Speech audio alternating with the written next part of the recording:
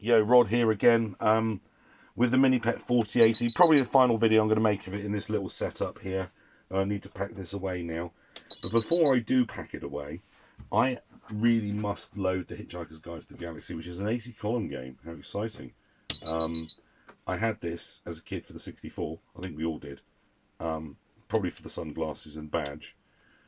And I remember struggling like merry hell with it for ages and ages and ages until I figured something out. Or I don't know how I got there, because remember, children, there was no internet.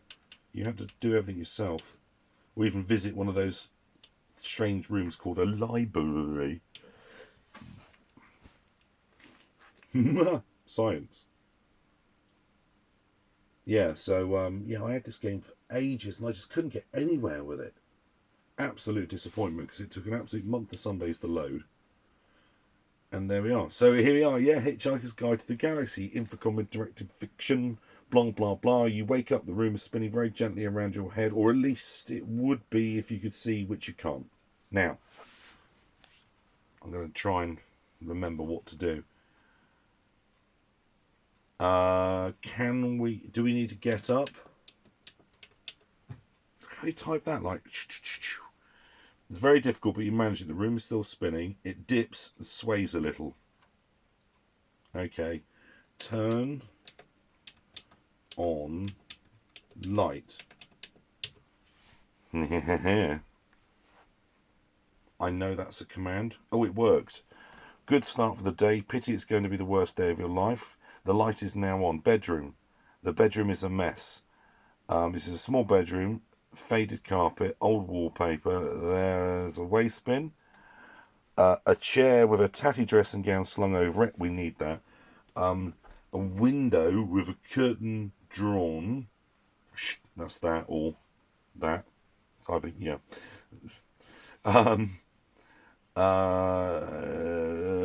Near the exit leading south is a phone, flathead screwdriver, toothbrush. Right, so we've got up, we're up.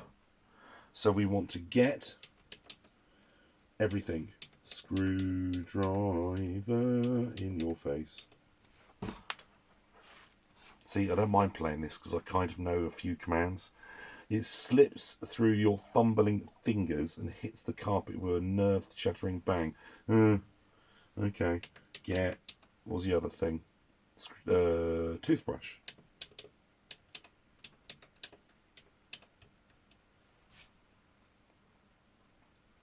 I like the loading, that's cool. It dances by you like a thing possessed. It's not going very well. Get my dress, we've got a dressing gown. Yeah, get gown. And this is where it all went wrong for me. Here we go, yeah. Luckily, it's large enough for you to get hold of it. You notice something in the pocket now. If you go look, pocket, it will go, there's an analgesic or something. Use prepositions to indicate, oh yeah, oh yeah. This is, yeah.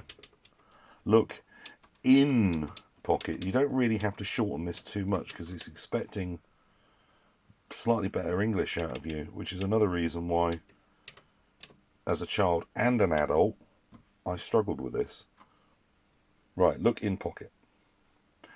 It's hard to open or close while you... Oh, right, so... yeah. So this is where it went wrong. If you type in things like put on gown, it goes no.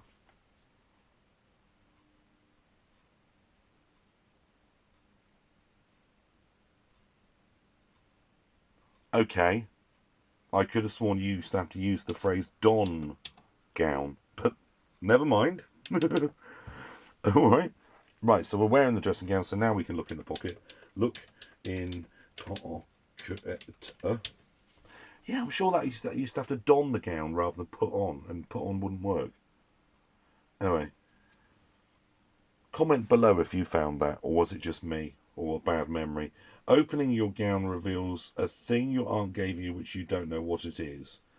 A buffered analgesic, I think that just means a pill. Well, we know that analgesic is a pill. But buffer, does that mean a capsule? And a pocket of fluff. Right, so we're going to take the analgesic, and then your head clears and the room stops spinning. And then about 3 moves from now, I should be dead, I guess. Because will I get outside before I die, is the question. Take analgesic. So we've done that. You swallow the tablet. There you go. After a few seconds, the rubians calm down. And on your terrible headache goes. Can we get the toothbrush now? Get toothbrush.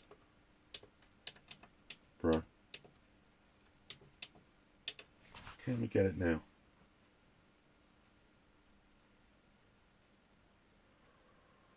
As you pick up the toothbrush, the tree outside the window collapses. There is no causal relationship between the two events. Okay, open curtain. That might be an M. I'll retype that. Certain amount of squinting's going on here as usual. Oh, lean further back here. As you part the curtains, you see there is a bright morning. The sun is shining, the birds are singing, the meadows are blooming, and a large yellow bulldozer is advancing on your home. Ta-da! Right, so now we need to go outside. Go outside. You rush down the stairs in a panic. Front porch. There is enclosed front porch of your home. Your front garden lies to the south. You can re-enter your home to the north. On the doormat there is a pile of junk mail. Get mail. Can't think of any use for that. You gather your... Okay, so now we need to go outside. Garden lies to the south, so we go south. This is the best I've done with an adventure game in 40 years. Whoa, here we go. Go south. The front. You enter your home to the north. The path leads around north and northwest. Country lane is visible to the south. Oh, I am outside. All that lies between your home and a huge bulldozer bearing down on it is a few yards of mud. Mr. Prosser, from the local council, is standing on the other side of the bulldozer. It seems to be wearing a digital watch. Haha, reference to the book, film, etc. He looks startled to see you emerge. He yells at you to get out of the way. The bulldozer rambles slowly towards you. So we're going to lie down. Lie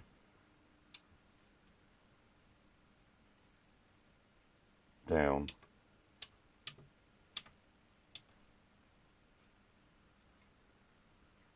You lie down in the path of the advancing bulldozer. Mr. Prosser yells at you, for Christ's sakes, move. Do nothing. Press enter. I beg your pardon. Okay, so we'll carry on lying down. I'm imagining the TV show now. Got to lie down for a bit. Yeah, all right. The bulldozer thunders towards you. The ground is shaking beneath you as you lie in the mud. We got to wait for Ford Prefect to turn up, haven't we? That's basically the rules here. So we're going to lie down a bit more.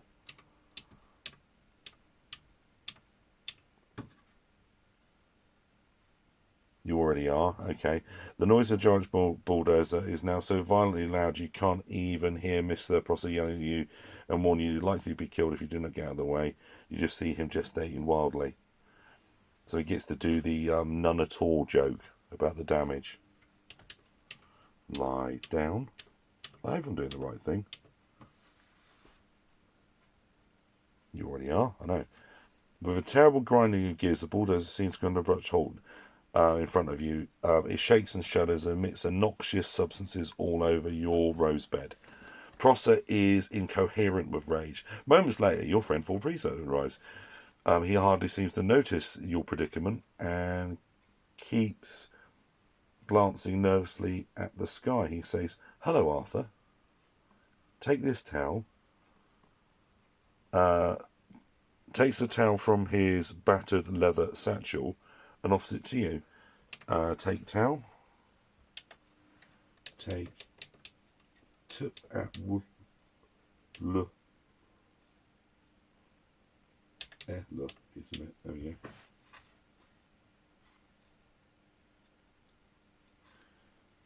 As you take the towel, I'll say, "Oh, look, thanks for lending me the towel. It's nice knowing you. Got to go now." He smiles and walks down the country lane. Right, so we're going to follow Ford. We might have to get up first.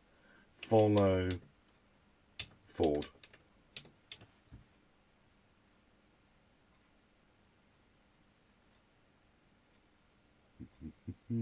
Lots of disc activity going on. You can't go. Oh, get up. I was wondering if I had to type that. The bulldozer driver gives you a quick chew of his gun while he slams in the clutch. The bulldozer piles into the side of your home.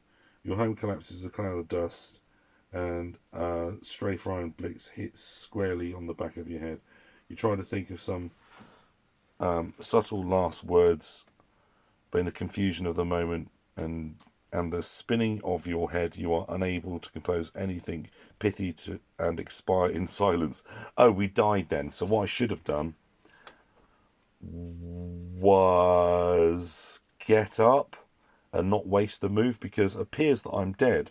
Am I dead? Follow Ford.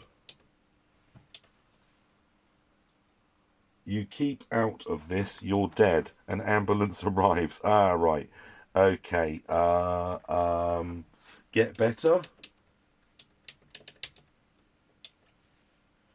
You keep out of this, you're dead, and should be concentrating on developing a good, firm rigor mortis. You are put in the ambulance, which drives away. Kill Jester. For a dead person, you're talking too much. As the ambulance reaches the mortuary, a fleet of Vulcan construction ships unexpectedly arrives and demolishes Earth to make way for a new hyperspace bypass. We are now about to give you your score. Put on your peril-sensitive sunglasses now. Hit return.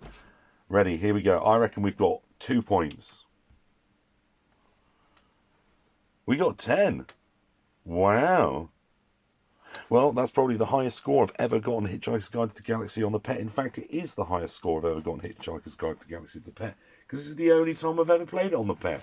So, if you have a PET, or the original MiniPET, or even the new 4080 MiniPET, why did I just say the old PET? The old PET didn't do 80. If you've got an 80 column PET, or a new MiniPET 4080, hence the 80 column, yeah, do check out Hitchhiker's Guide, and if you haven't got one of these, do look up the game on the 64 and the 128, and I think it was out on the Atari as well. It's out there, check it out. Anyway, until the very next time, Rod Hull, Futures 8-Bit, signing off, goodbye.